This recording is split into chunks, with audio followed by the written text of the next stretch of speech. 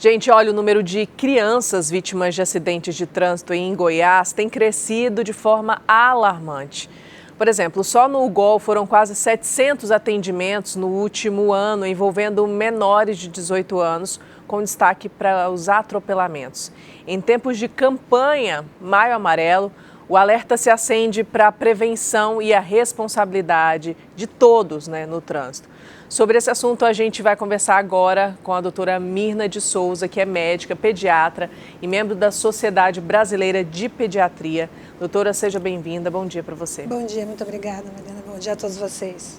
E esses dados são alarmantes mesmo, me preocupam, Muitas crianças envolvidas nesses acidentes. Exatamente. É sempre muito importante a gente falar em tudo que é prevenível, Tudo que a gente pode prevenir.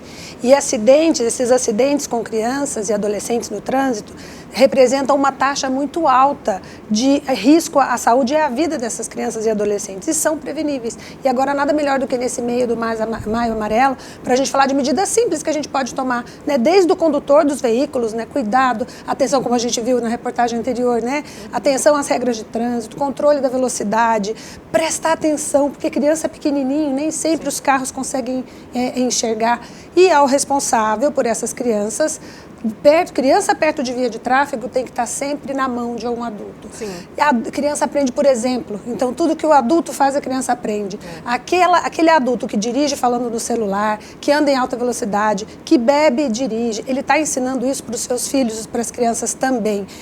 Campanha nas escolas de educação de trânsito, ou seja, nós como sociedade a gente pode fazer muita coisa no sentido de educar melhor as nossas crianças para que eles sejam adultos e condutores melhores, mas principalmente, enquanto isso não acontece, quando eles ainda são crianças e adolescentes, atuar de forma preventiva. Uhum.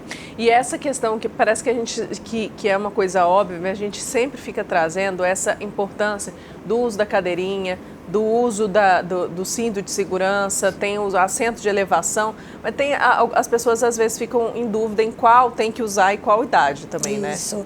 É importante a gente lembrar, dizer que os dispositivos de segurança, quer sejam eles cadeirinha, assento de elevação, eles reduzem em até 71% a morte em caso de acidente. Então é muito importante usar, isso é indiscutível, indispensável.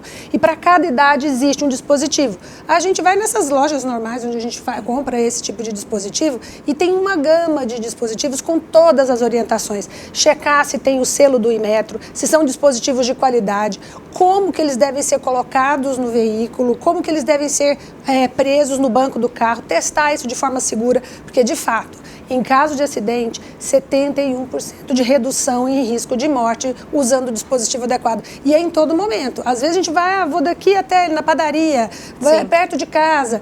O acidente não tem lugar para acontecer. Ele acontece em qualquer lugar. Então é indispensável o uso desses dispositivos. E as crianças nunca vão gostar, de ficar na cadeirinha. Cabe a gente, eu falo assim, a criança não gosta, não vai gostar mesmo. Mas ela também não sabe o risco que ela está correndo. Isso. Então, nós somos responsáveis por ela, Exatamente. Porque se ela soubesse e tivesse discernimento, ela poderia se proteger, mas não, é a gente que é responsável por ela, Exatamente. E é hábito, quando a gente entra no carro e coloca o cinto de segurança, isso já é uma coisa tão natural que a gente já não se incomoda mais. Esse hábito tem que ser desenvolvido na criança. Então, ela tem que estar sempre, botou no dispositivo cadeirinha, assento de elevação, ou criança maior no próprio banco do carro, o cinto de segurança tem que ser um acessório que ela já está acostumada. Quando a gente entra no carro e não põe o cinto, não fica esquisito? Parece que está faltando alguma coisa? Porque a gente tem hábito de usar. Hábito a gente constrói. E construir hábito de criança é proteger não só o presente dela, mas todo o futuro, e não só o futuro da criança, mas de toda a nossa sociedade. A gente estava falando desse dispositivo de segurança, tem que ser adequado para cada idade também, porque não adianta você querer colocar uma criança, por exemplo, com cinto de segurança.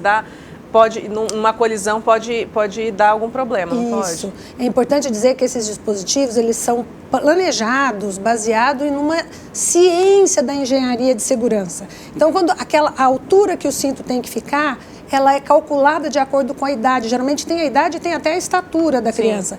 Porque se a gente coloca, por exemplo, uma criança menor, o cinto pega no pescoço, num impacto, esse cinto no lugar errado, ele pode provocar uma lesão ao invés de prevenir. Então é muito importante a gente estar atento à idade para cada dispositivo. E aí, doutora, numa situação como essa, de um acidente, se a criança não está no dispositivo correto, a possibilidade de ter, inclusive a morte é muito grande, né? Mas se por acaso, por um milagre, não aconteça isso, existem outros problemas que podem acarretar. Outros danos graves, né? Então, às vezes, a criança sobrevive ao acidente, mas tem muitas vezes problemas neurológicos, traumatismos da coluna, fratura de ossos do corpo, tórax, coluna cervical, membros. Então, assim, as lesões são as mais variadas e de gravidades variáveis. A gente tem no estado de Goiás a referência para esse tipo de acidente em crianças, né, e adolescentes no UGOL. Então, o UGOL, ele funciona... Que bom que a gente tem no estado esse serviço, que tem todos os especialistas ali, 24 horas responsáveis para atendimento desse paciente, mas ele funciona também como um termômetro. E o que o UGOL recentemente publicou foi isso. A gente está tendo um aumento do número de... Quando a gente compara 2024 com esse começo de 2025, a gente está tendo um aumento do número de atropelamentos em crianças. Então, é mais que importante a gente alertar a população nesse sentido, né? Cuidado, prevenção, porque esses acidentes estão acontecendo. Doutora, uma dúvida. Por exemplo, a gente vê, inclusive na internet, vendendo muito uma faixinha que as crianças colocam para segurar a cabeça. Porque às vezes a criança está na cadeirinha ali, ou em um assento de elevação, está dormindo e fica com a cabeça... Isso é um problema, ficar com a cabeça para baixo? Porque tem esses dispositivos que você segura a cabeça para a criança não ficar com a cabeça caída. O perigo, quando a gente fala em risco de queda da cabecinha, isso é mais frequente, isso é uma verdade, na criança muito pequena, no bebê. Porque o bebezinho muito pequenininho, aquele que acabou de sair da maternidade, nos primeiros meses de vida, ele tem quando ele cai a cabecinha, ele pode comprimir a via aérea. Isso só no bebê muito pequeno. Mas pensando nisso, aquele bebê conforto, aquela cadeirinha própria para essa faixa etária já tem uma angulação para que a cabeça da criança fique numa posição que ela não vai cair. Então, quando eu coloco a criança certa, no tamanho certo de dispositivo, não precisa de nada adicional. Não precisa prender a cabeça, não precisa botar pano, travesseiro, nada disso. O dispositivo, ele leva em consideração tudo que ameaça a saúde e a vida da criança em caso de acidente e durante o trajeto, né? Tá ok. Doutora Mirna de Souza, pediatra, muito obrigada pela sua participação, pelo alerta também que a gente sempre traz aqui, principalmente uma especialista, né? Obrigada. Eu que agradeço. Muito obrigada.